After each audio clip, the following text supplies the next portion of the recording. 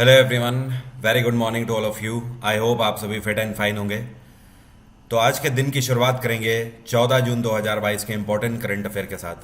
कल का video late आया था शाम तक, तो उम्मीद करता हूँ आप सभी ने देख लिया होगा। जिन लोगों ने नहीं भी देखा है या फिर जिन लोगों को पता नहीं लगा या नोटिफिकेशन नहीं पहुंचे, तो आपके लिए वो जो कल का वीडियो है वो इसी वीडियो के बाद में मैंने अटैच कर दिया है। तो आपने अगर कल का वीडियो कवर नहीं किया है तो ये पूरा वीडियो देख लीजिएगा। 13 और 14 तारीख के दोनों आपके करंट अफेयर एक साथ कवर हो जाएंगे। पीडीएफ और टेलीग्राम दोनों का लिंक वीडियो के डिस्क्रिप्शन में मैंने दिया हुआ है, तो आप दोनों को अवेल कर लीजिए वहां से। चलिए स्टार्ट करते हैं। और आज का पहला क्वेश्चन है, ये कौन सा राज्य है जहां पर अभी हाल ही में national museum of customs and GST, जिसका नाम रखा गया है धरोहर, इसका शुभारंभ किया गया। तो धरोहर नाम के इस म्यूजियम का शुभारंभ किया गया अभी हाल ही में गोवा में। अब ये जो आपको बिल्डिंग दिखाई दे रही है, ये ब्लू कलर की पेंटेड बिल्डिंग है। बस शुरुआत में ये ऐसी नहीं दिखाई देती थी। इसको करीब 400 साल पहले पुर्तगालियों के द्वारा गोवा में बनाया गया था। और जब वहां पर पोर्चुगीज रूल किया करते थे, तब इस बिल्डिंग को अल्फानडेगा के नाम से जाना जाता था। किस नाम से? यहां पर मैं लिख देता हूं, अल्फानडेगा के नाम से। बट आज की डेट में, क्योंकि ये पिछले कई सौ सालों से खाली पड़ी हुई थी और अभी तो पोर्चुगीज भी नहीं है, 1961 में इंडियन आर्मी ने उन्हें भारत से खदेड़ दिया और फाइनली अब गोवा 1987 में भारत का राज्य बना। तो यहाँ पर भारत सरकार ने फैसला लिया कि इस पूरी बिल्डिंग को म्यूजियम में तब्दील कर देंगे। तो इसको कस्टम एंड जीएसटी म्यूजियम में तब्दील किया गया है और इसका नाम धरोहर रखा गया है। ये कहाँ पर है? तो ये गोवा में पंजिम में है। कहाँ पर? पंजिम में। गोवा में इस टाइम पे प्रमोद सावंत की सरकार है। अगला क्वेश्चन है, अभी हाल ही में इंटरनेशनल एल्बिनिज्म अवेयरनेस डे कौन से दिन मनाया गया? तो एल्बिनिज्म अवेयरनेस डे हर साल मनाया जाता है 13 जून को। कल के दिन इसको मनाया गया और इस बार 2022 की थीम थी united in making our voice heard. ये दिवस बेसिकली इसलिए मनाया जाता है कि जो लोग एल्बिनिज्म से सफ़र कर रहे हैं उनके साथ हमें भेदभाव नहीं करना चाहिए। नेक्स्ट क्वेश्चन है, अभी हाल ही में नॉर्वे चेस टूर्नामेंट 2022 का खिताब किसने जीत लिया है? तो ये जो आपको पिक्चर में दिख रहे हैं, world number 1 professional chess player हैं जिनका नाम है मैग्नस कार्लसन। और कार्लसन नॉर्वे के ही खिलाड़ी हैं। तो इन्होंने इसमें पहला स्थान हासिल किया। एक तरीके से आप बोल सकते हो नॉर्वे चेस टूर्नामेंट 2022 के प्योर विनर यही रहे। इसके बाद सेकेंड नंबर पे अगर बात करी जाए तो शाखरियार मेहमेदियरेव है, जो कि अजरबैजान से बिलोंग करते हैं। तीसरे नंबर पे भारत के विश्वनाथन आनंद हैं। चौथे नंबर पे मैक्सिम बैक्चर हैं, जो कि फ्रांस के हैं। और पांचवें नंबर पे अमेरिका के खिलाड़ी हैं वेस्ले सो। तो ये टॉप 5 रैंकर्स आपको ध्यान रखने हैं। बट एटलीस्ट अगर टॉप 5 ना याद रख पाए तो टॉप 3 तो आपको ध्यान रखने ही रखने हैं। और स्पेशली विश्वनाथन आनंद, जिन्होंने तीसरी रैंक यहाँ पर सिक्योर करी है। और यहाँ पर आपसे एक बात और पूछी जा सकती है कि इस बार नॉर्वे चेस टूर्नामेंट का कौन सा संस्करण आयोजित किया गया? तो 10वां एडिशन इसका आयोजित किया गया और इसका वेन्यू नॉर्वे ही था। नॉर्वे में एक शहर पड़ता है जिसको बोलते हैं स्टेवेंगर। क्या बोलते हैं? स्टेवेंगर। वहां पर इसका आयोजन किया गया। अगला क्वेश्चन है, Norway chess group A open chess tournament किसने जीता है 2022 का? मतलब ये सेव इवेंट का ही हिस्सा है, लेकिन आप बोल सकते हो जूनियर कैटेगरी में। तो group A open chess tournament Norway championship में जीता है भारत के खिलाड़ी आर प्रगनंदा ने। किसने? आर प्रगनंदा। और ये 16 साल के हैं मात्र। तमिलनाडु से बिलोंग करते हैं। अभी कुछ टाइम पहले ही ये भारत के ग्रैंड मास्टर भी बने हैं। तो इन्होंने क्यूथी में इंडिविजुअल कैटेगरी विनर के रूप में इस खिताब को जीता है। अगला क्वेश्चन है, अभी हाल ही में आईएसएसएफ वर्ल्ड कप 2022 का टूर्नामेंट आयोजित किया गया, जिसमें भारत ने कौन सी रैंक सिक्योर करी है? देखिए, आईएसएसएफ का मतलब है इंटरनेशनल शूटिंग स्पोर्ट्स फेडरेशन। क्या बोलते हैं? International shooting sports federation. World cup इस बार था इसका। एक तरीके से आप बोल सकते हो पूरे दुनिया में सबसे बड़ा खिताब शूटिंग का। तो इसमें भारत ने 5वीं रैंक इस बार सिक्योर करी है। और भारत ने टोटल अगर बात करी जाए तो 2 गोल्ड जीते हैं और 3 सिल्वर जीते हैं। टोटल 5 मेडल जीते हैं भारत ने। यहाँ पर नंबर 1 पे अगर आपसे पूछा जाए कौन रहा, तो रिपब्लिक ऑफ कोरिया नंबर 1 पे रहा। कोरिया ने यहाँ पर बाजी मारी है। 5 गोल्ड जीते हैं और 3 ब्रोंज जीते हैं। इसके अलावा दूसरे नंबर पे अमेरिका रहा है। अमेरिका ने यहाँ पर 4 गोल्ड जीते हैं, 3 सिल्वर जीते हैं और 1 ब्रोंज जीता है। और ISSF जिसको बोलते हैं इंटरनेशनल शूटिंग फेडरेशन, इसका हेड क्वार्टर है म्यूनिक। म्यूनिक कहाँ पड़ता है? जर्मनी में पड़ता है। और इसके प्रेसिडेंट हैं व्लादिमीर लाइसिन। अगला क्वेश्चन है, who has become the world's second longest reigning monarch. कहने का मतलब यहाँ पर यह है कि दुनिया की दूसरे नंबर पे या फिर दुनिया के दूसरे नंबर की ऐसे सम्राट कौन बन गई हैं जिन्होंने सबसे ज़्यादा समय तक शासन किया है। तो ये हैं एलिजाबेथ सेकेंड। कौन है? Elizabeth second. ब्रिटेन की रानी है ये इस टाइम पे, और इनकी उम्र है 96 साल। और 96 वर्षों में से आप ऐसा समझ लो कि 70 साल इन्होंने ब्रिटेन को अपनी सर्विस दी है। तो आप बोल सकते हो कि 26 साल में इन्होंने कमान संभाल ली थी, और पिछले 70 सालों से ये ब्रिटेन की रानी के रूप में यहाँ पर कार्यरत है। इसके अलावा अगर बात करी जाए तो 2015 में ये ब्रिटेन की सबसे ज़्यादा टाइम पीरियड तक शासन करने वाली रानी बनी थी, लेकिन अब ये दुनिया की बन गई हैं दूसरे नंबर की सबसे ज़्यादा लॉन्ग टर्म तक शासन करने वाली सम्राट। अच्छा, अगर बात करी जाए ये सेकेंड नंबर पे हैं, तो फर्स्ट नंबर पे कौन है? तो आपको इनका नाम ध्यान रखना है। इनका नाम है लुइस फोर्थ। लुइस फोर्थ सम्राट थे फ्रांस के, और इन्होंने 72 साल और 110 दिन शासन किया था। इनका जन्म हुआ था 1643 में, और इनका देहांत हुआ 1715। यहाँ पर एक चीज़ के लिए मैं माफ़ी चाहूँगा, मैंने यहाँ पर लुइस 14 लिख दिया लेकिन बोल दिया है लुइस फोर्थ। तो ये लुइस 14 ही है। तो फाइनली अगर देखा जाए तो दुनिया के अभी तक सबसे ज़्यादा टाइम पीरियड तक शासन करने वाले सम्राट हैं लुइस 14, फ्रांस के शासक, और इन्होंने 72 वर्ष 110 दिन तक शासन किया। 1643 में इनका जन्म हुआ था, 1715 में इनका निधन हुआ है। ठीक है, अब दूसरी तरफ अगर बात करी जाए तो सेकंड नंबर पे हो गई हैं रानी एलिजाबेथ। इन्होंने अभी हाल ही में किसको सक्सीड किया है? इन्होंने थाईलैंड के शासक को सक्सीड किया है। थाईलैंड के राजा भूमिबोल अदुल्यादेस, यहाँ पर मैं लिख देता हूँ भूमिबोल अदुल्यादेस, इनको इन्होंने सक्सीड कर लिया है। अगला क्वेश्चन है, नासा के द्वारा वीनस मिशन लॉन्च किया जा रहा है जिसका नाम है दा विंसी। तो दा विंसी को कब तक लॉन्च किया जाएगा? मे भी आप लोगों को याद हो, करीब 6 से 7 महीने हो रहे हैं इस क्वेश्चन को मेरे को बताए हुए। 6 से 7 महीने पहले करंट अफेयर में मैंने आपको बताया था कि नासा के द्वारा दा विंसी मिशन लॉन्च किया जाएगा, जिसमें जो वीनस है, जो शुक्र ग्रह है, उसको स्टडी करेगा नासा। तो उस टाइम पर इन्होंने 2028 के लिए बात कही थी, लेकिन अब इसको 1 साल और एक्सटेंड कर दिया गया है। नासा ने फैसला लिया है कि 2029 में इस मिशन को लॉन्च करना है, और मोस्ट प्रोबेबली अगर बात करी जाए तो ये जून का महीना हो सकता है 2029 में। और इस मिशन की खास बात ये होगी कि वीनस के अंदर जो वीनस का क्रस्ट है और जो एटमॉस्फेयर है उसको स्टडी करेगा जाके दा विंसी। इसका नाम जो है ये दा विंसी इसलिए रखा गया है, आप लोगों ने इटली के एक बहुत फेमस विजनरी आर्टिस्ट का नाम सुना होगा, लियोनार्डो दा विंसी। उन्हीं के नाम पर इस मिशन का नाम रखा गया है। बाय द वे, जो शुक्र ग्रह है इसको सूर्य का चक्कर लगाने में कितने दिन का समय लगता है? 225 दिन का समय लगता है, 225 डेज। अच्छा, अगर मैं आपसे पूछूं शुक्र ग्रह में सबसे ज़्यादा कौन सी गैस पाई जाती है? यहाँ पर CO2 सबसे ज़्यादा पाई जाती है, कार्बन डाइऑक्साइड। ये जो आपको पिक्चर में दिखाई दे रही हैं, इनका नाम है शो शोन हुई। क्या नाम है? शो शोन हुई। She has become the first female foreign minister. ये अभी हाल ही में कौन से देश की पहली महिला विदेश मंत्री बनी है? उन्होंने यहाँ पर बागडोर संभाली है नॉर्थ कोरिया की, और ये इससे पहले वाइस फॉरेन मिनिस्टर के रूप में यहाँ पर कार्यरत थी। यहाँ पर ये किसको सक्सीड करेंगी? तो इनका नाम है री सोन गॉन। री सोन गॉन, इनको ये सक्सीड कर रही हैं।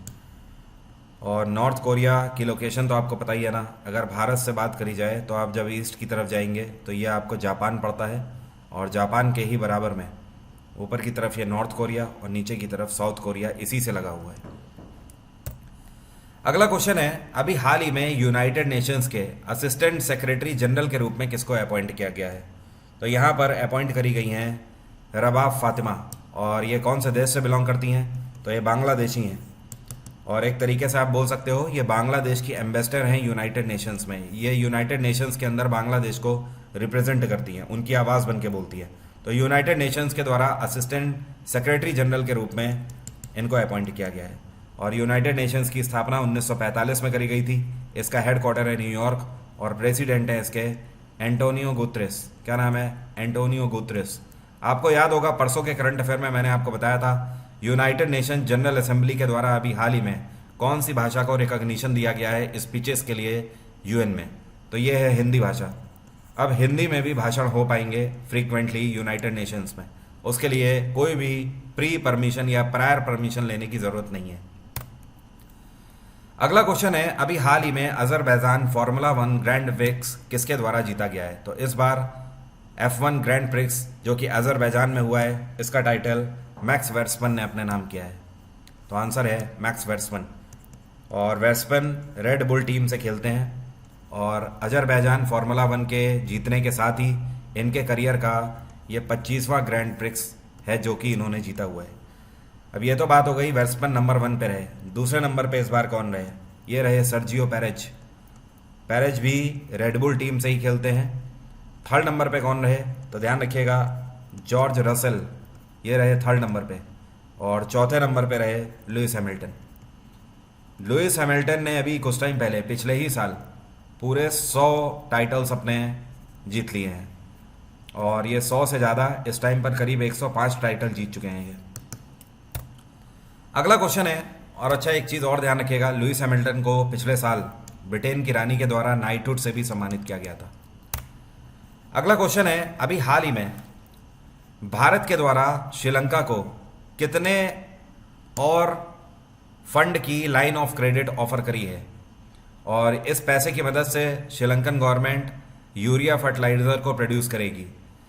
तो भारत सरकार के द्वारा एक बार फिर से $55 मिलियन की लाइन ऑफ क्रेडिट ऑफर करी गई है और इस पैसे की मदद से श्रीलंकन गवर्नमेंट, क्योंकि यहाँ पर अब मौसम आ रहा है धान उगाने का, तो इस पैसे की मदद से वहाँ पर खेती करी जाएगी और जो कि प्रोडक्टिविटी है उसके ऊपर ध्यान दिया जाएगा। अगर अगले 3 महीने इस हिसाब से ठीक रहते हैं, खेती ठीक रहती है, तो वहाँ पर जो फूड क्राइसिस है उसको ख़त्म किया जा सकेगा।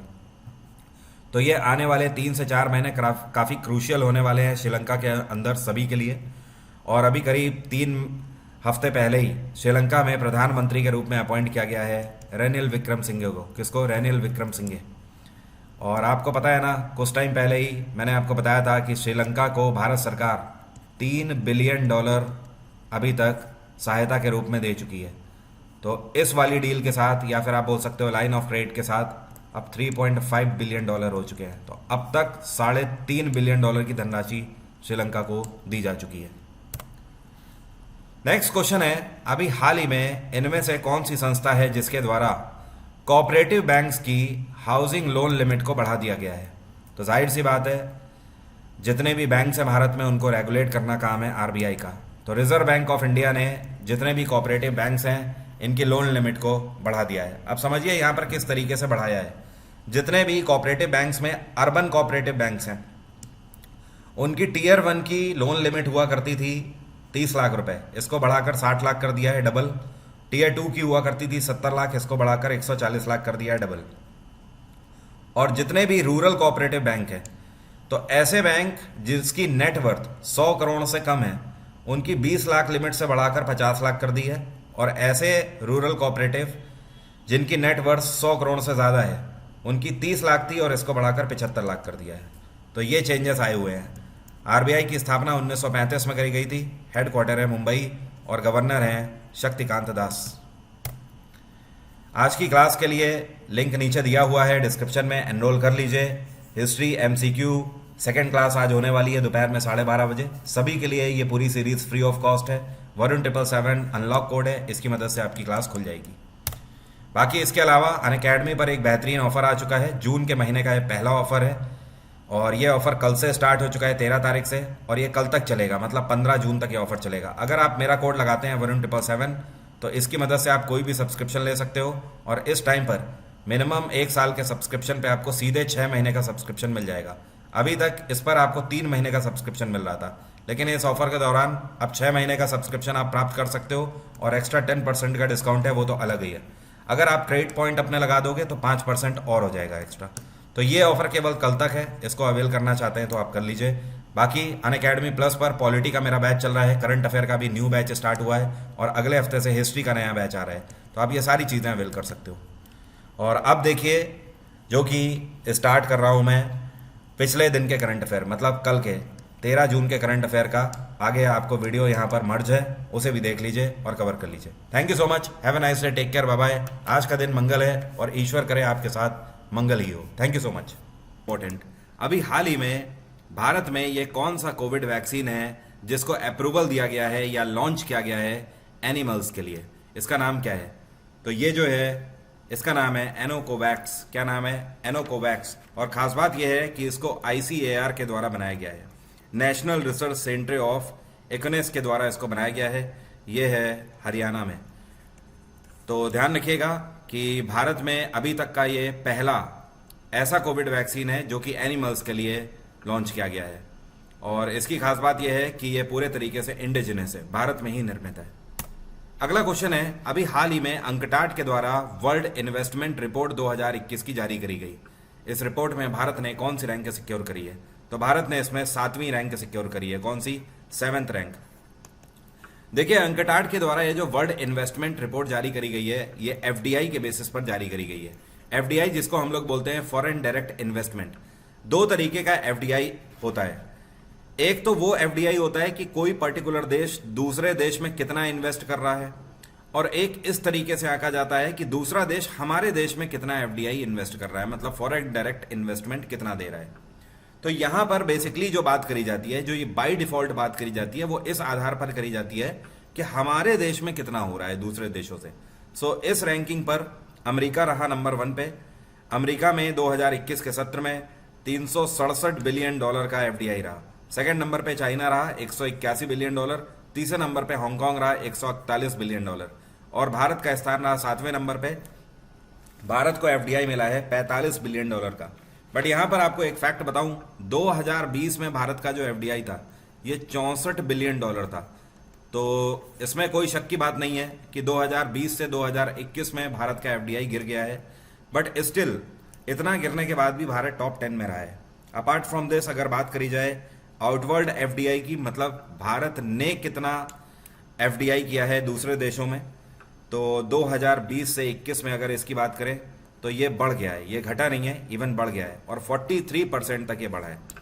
अब अगर आंकड़े की बात करें कि भारत ने 2021 के सत्र में कितना FDI किया है दूसरे देशों में, मतलब आउटवर्ल्ड की अगर बात कर रहे हैं, तो $15.5 बिलियन का आउटवर्ल्ड है।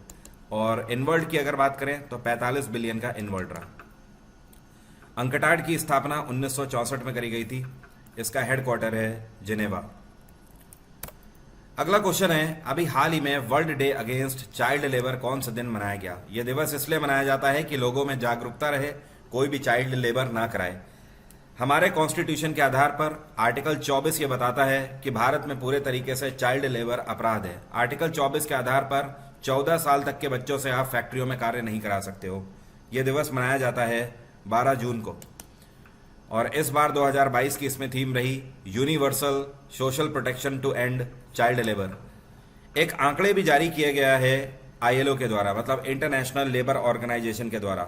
ILO ये बोलती है कि लगभग इस टाइम पे पूरे दुनिया में हर देश को अगर मिला दें तो 152 मिलियन चिल्ड्रन ऐसे हैं जो कि चाइल्ड लेबर से गुजर रहे हैं।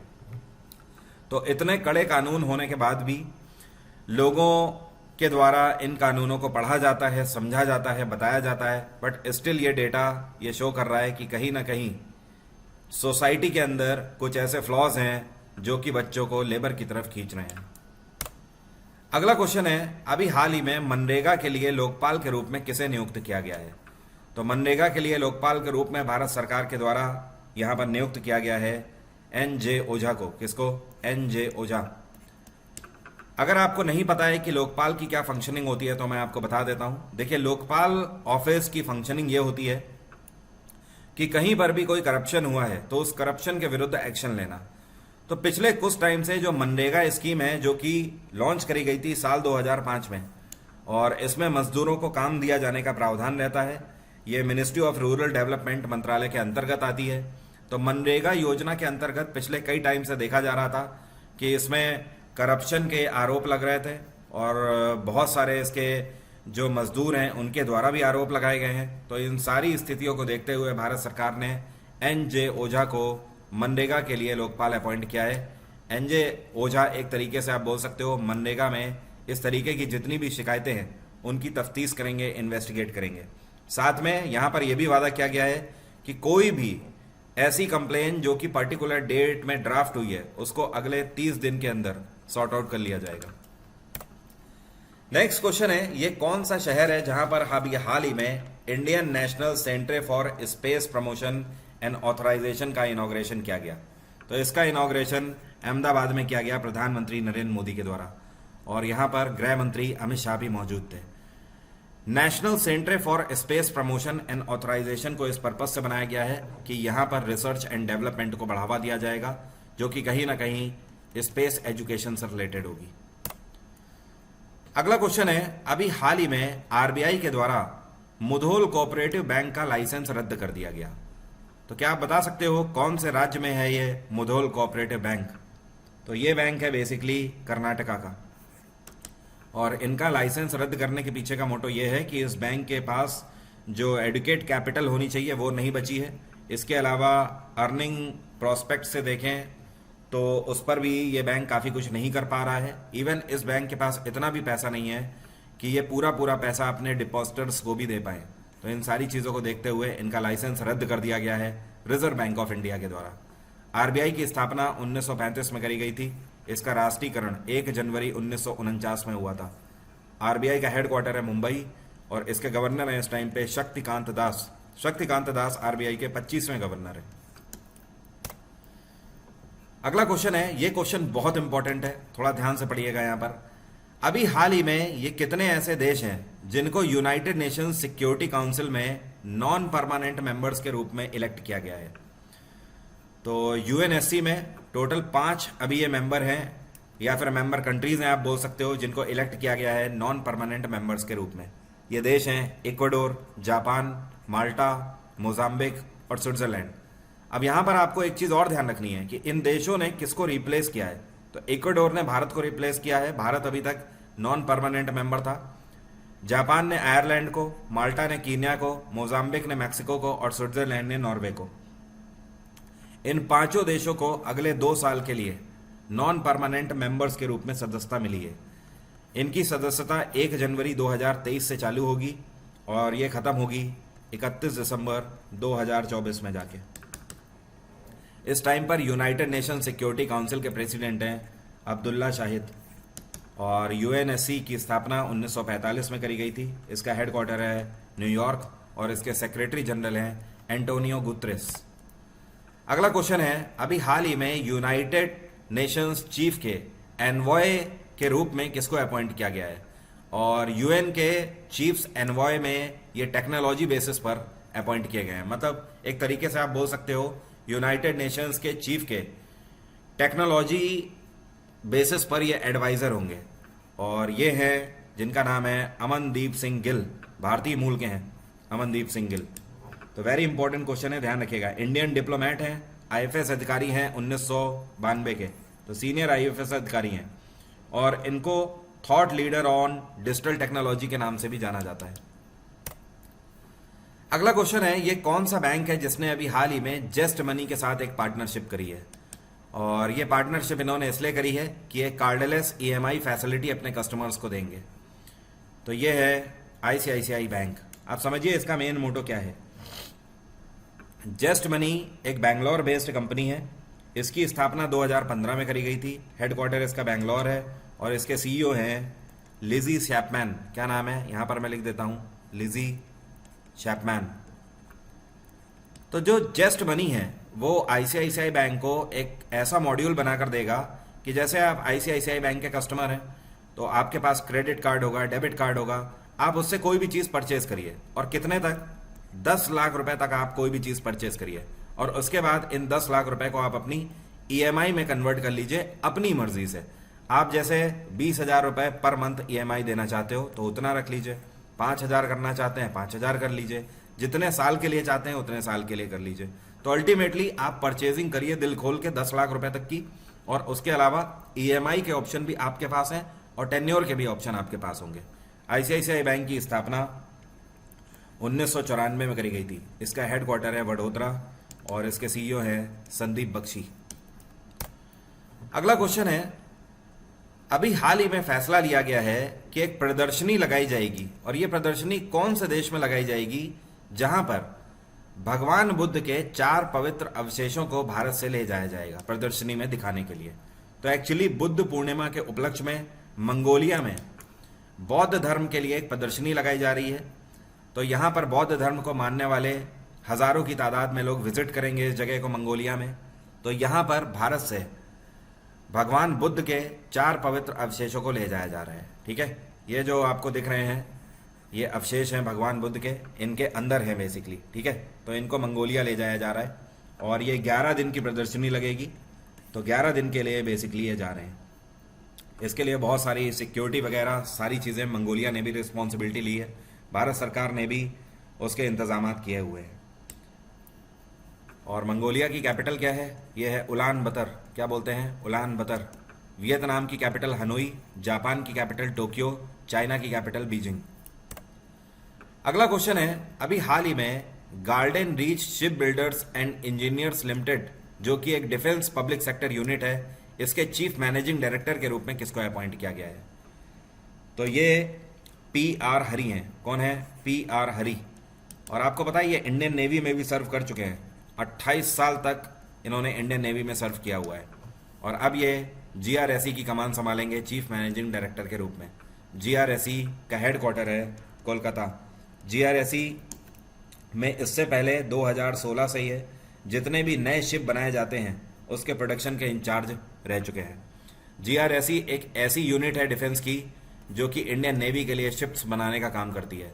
ज़्यादातर GRSE ने वॉर शिप्स बनाए हुए हैं इंडियन नेवी के लिए।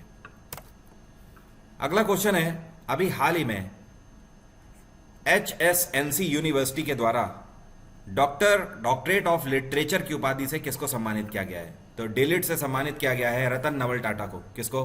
रतन नवल टाटा।